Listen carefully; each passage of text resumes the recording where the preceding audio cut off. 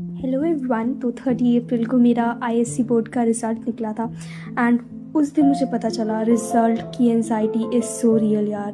And उस दिन मेरा रिएक्शन कुछ आज भी बहुत तेज हो चुकी है। मैं भी पूजा करके आई हूँ, अब 9 बजे है और मैंने देखा ही नहीं था। मतलब मैं रोज चेक करती हूँ, आज मैंने चेक ही नहीं किया।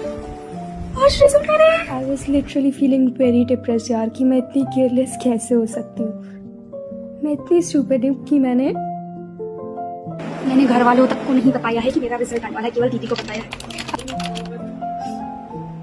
मैं इसी से शूट करी, इसी से रिजल्ट देखूंगी, तो इस वजह से रिजल्ट दिखाऊं। जब मैं देखूंगी उसके बाद मैं आपको दिखाऊंगी, क्योंकि मैं अपना रिएक्शन नहीं दिखा सकती क्योंकि मेरे सॉरी।